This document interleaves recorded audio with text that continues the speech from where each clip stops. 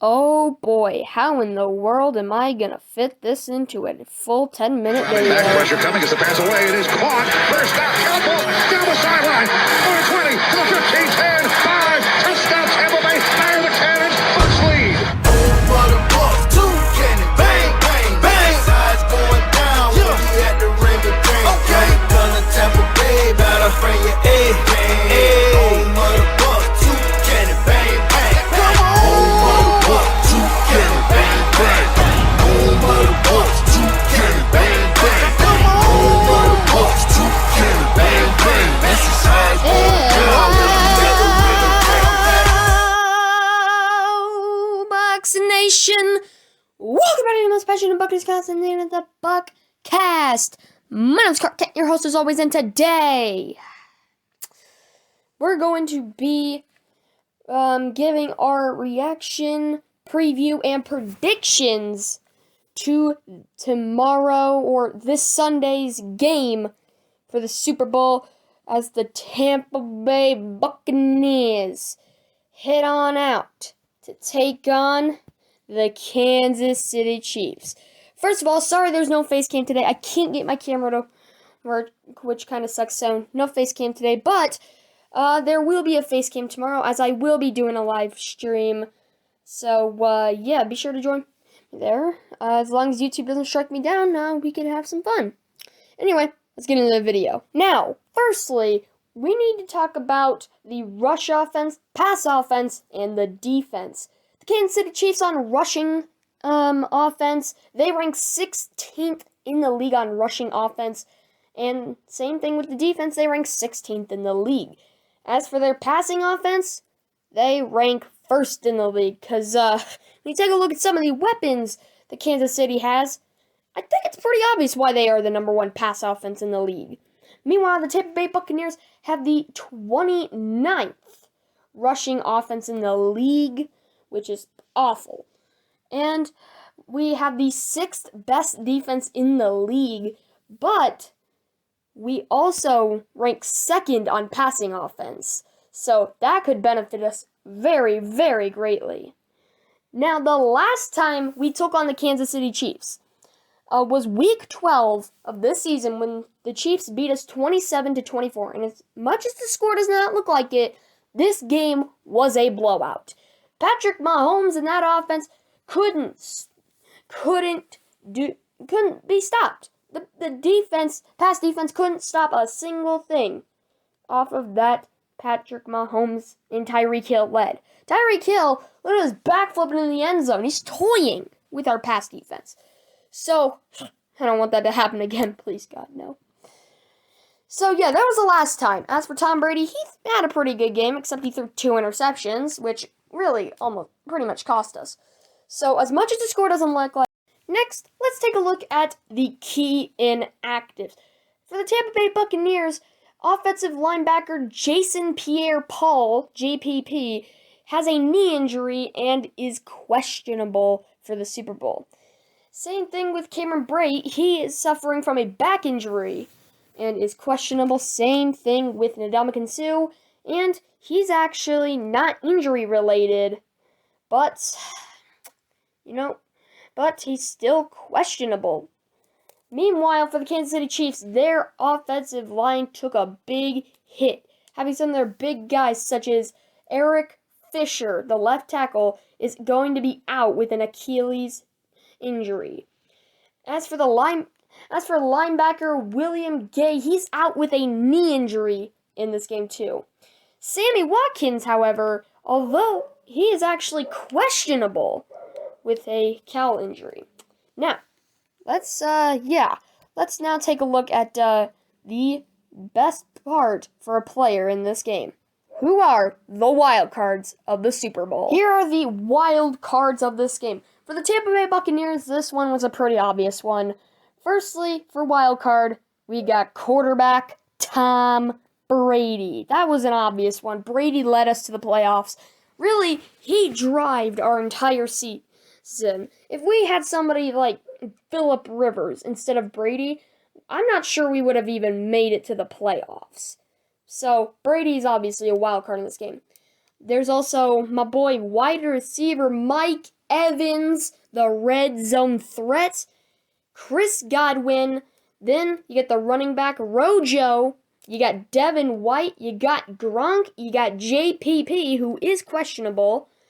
You got Shaquille Barrett. You got Levante David. And you got Carlton Davis. Now, I do know I forgot to add Scotty Miller in there, but he's going to be a pretty big need for us, especially when he's racing Tyreek Hill. Meanwhile, for the Kansas City Chiefs, quarterback Patrick Mahomes is obvious. One, he's always going to be a wild card until he starts playing bad. Then you got Tyreek Hill, Travis Kelce, Sammy Watkins, who is questionable. You got Chris Jones, Tyrann Mathieu, Demarcus Robinson, and Frank Clark. These were pretty obvious ones. Obviously, the Buccaneers have more wild cards, which is going to be a benefit with them, and they have less people out, less injured people to be out of the game than the Kansas City Chiefs, who have an offensive line who is battered with injuries, which is really not going to help with this pass rush. Now, it's time to look at the keys to victory. Firstly, let's take a look at the team all Buccaneers fans are cheering against. You got the Kansas City Chiefs' key to victory in the Super Bowl. For the defense, they need to blitz. They need to make Brady uncomfortable. We have seen what Brady does when he is uncomfortable in the pocket. He makes very questionable decisions, and it's really cost us a lot this year. So make him uncomfortable, and do not allow that offense to get going. Anytime a team takes on the Tampa Bay Buccaneers, allows the Tampa Bay Buccaneers offense to get going, it's probably going to take them a few plays, maybe a few quarters, for that offense to start going. But when you take a look at somebody like the New Orleans Saints, they were able to shut down that offense before they even got going, and that's what led to the Saints beating us 38-3, which still haunts me to this day. So, if the Chiefs defense wants a chance to win, they cannot allow Tom Brady to get that offense going. And finally, they need to watch out for that run game. As I'm going to talk about later, Tampa Bay Buccaneers cannot do the Bruce Arians playbook where it's high-flying pass offense. They need to go conservative. They need to chew clock. But when you got LaShawn McCoy, Rojo, and Leonard Fournette in that backfield, you need to watch out for that run game. I know it's 29th in the league, but that is because you got Bruce Arians as your head coach, who does not like running the ball. Okay? So, obviously, you need to watch out for the run game. Meanwhile, for that offense, they need to use the weak pass defense against Tampa. Tampa Bay, as we know, has, in my mind, a awful pass defense. I know in big-time situations they show up, but they're just garbage when it comes to pass offense because they're not a pass defense. I'm sorry, I said pass offense. Pass defense. They are a run defense. Todd Bowles, the defensive coordinator for the Buccaneers, would blitz all day if he wanted to. So that is why the Chiefs need to watch out for that rush defense, which I'm going to talk about later. Meanwhile, they need to get downfield quick. If they can't do this, then the Buccaneers are just going to continue chewing clock, get a lead, and then there's no point for the Chiefs to even try. So if they want a chance, get down the field quick. Meanwhile, they can't try the run game. You're going up. I know. The rush offense for the Chiefs is not good. Okay? Sure, you have Le'Veon Bell, Clyde Edwards-Helaire, all those people. But it's not good. Okay? And especially when you're taking on the best rushing defense in the league in Tampa Bay. You can't rush. You just can't. If you try to rush, they are not going to allow anything. So, don't even try to rush it against Tampa Bay. And finally, they have to play like they did in Week 12. In Week 12, Patrick Mahomes threw for what? More than 450 yards? Tyreek Hill, holy God, he scares me. So, really, altogether, the key to victory for the Kansas City Chiefs is make Brady uncomfortable and get the pass offense going. Basically, just play like Week 12, and they'll be under control. Now let's see what Tampa Bay's key to victory is. For the Tampa Bay Buccaneers, here is their key to victory. For the defense, they need to attack the Chiefs' battered offensive line. The offensive line for the Chiefs are battered with injuries and COVID, okay? They need to attack that. If the pass rush can attack the very weakened offensive line, they can get Mahomes uncomfortable, which, speak of the devil, they need to pressure Mahomes and make him uncomfortable. See, with the Chiefs' battered offensive line, it's going to be pretty easy to get past them. So they need to make Mahomes uncomfortable. And a really good example of who can make him uncomfortable was the Miami Dolphins. Miami Dolphins made Mahomes uncomfortable. Now, and he forced his career high of 3 interceptions in a game. Now, the thing about this is that the Buccaneers defense is a blitz defense. Patrick Mahomes on blitz defenses has 17 touchdowns and no interceptions. That's really going to hurt us. So, although they got a battered offensive line, we need to pressure him as best as we can without making him do that. Also, they need to get off the field as quick as possible.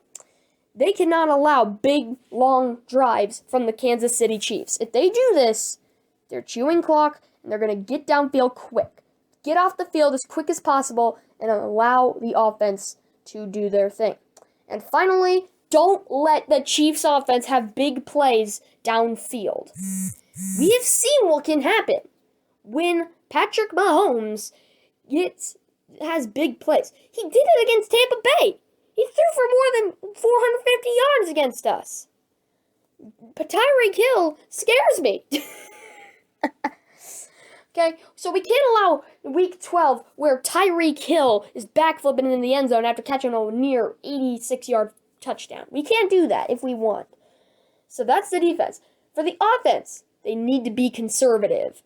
See, Bruce Arians' offensive playbook is a high-flying offense, okay, where they are a pass-heavy.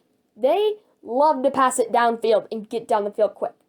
You can't do this in this game. When you're taking on Patrick Mahomes, you have to be conservative. Do not force passes downfield. Tom Brady this season has been known to force passes downfield to Chris Godwin or Mike Evans, or even Scotty Miller sometimes. So if they do this, when you got somebody like Tyrann Mathieu back there, we can't be forcing passes downfield. We're going to rack up interceptions real quick, and that's not going to help us at all. Unless our defense can carry us, we can't do that. And next, take the short passes. Don't try long passes as much as you're going to go for short passes. See, what you need to do is run the ball and take your short passes. If they can do this, they chew the clock, because if they go for a long pass, it's incomplete. They stop the clock and they lose a down. They can't do that. Take the short passes and stay with them.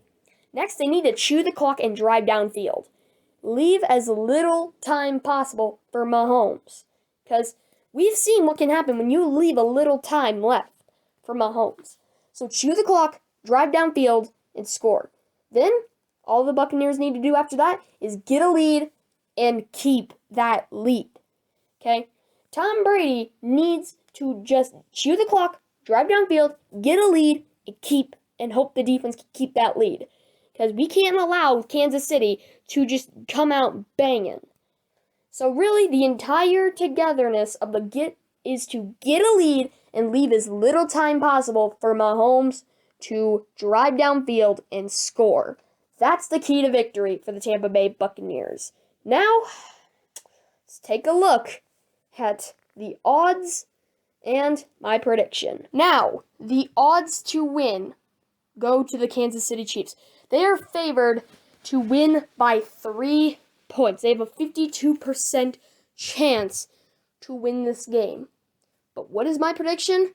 If it wasn't shocking enough to you, my prediction is that the Tampa Bay Buccaneers are going to take care of business. They will win 30-27. I believe this is going to be a high-scoring game, and it'll all come down to the last-minute field goal for the Tampa Bay Buccaneers. That's what I believe will happen in this game, and that's really what's my prediction. So, I don't know. Hopefully it happens. Maybe I'll get paid millions of dollars. Go to NFL.com, be an analyst. In my dreams. Anyway, people, that is all I have for you today. Don't forget, tomorrow for the Super Bowl, I'm going to be giving my Buccaneers versus Chiefs live play-by-play reactions of the Super Bowl at 3:45 Pacific time and 6:45 Eastern time, as long as YouTube doesn't strike me. I don't know, YouTube's pretty drunk these days when it comes to live streams. So, don't forget, hopefully YouTube doesn't strike me down, and if they don't, just come watch it a little. Hit that subscribe button, turn on notifications, and like the video. Comment down below, what are your predictions for the Super Bowl? But...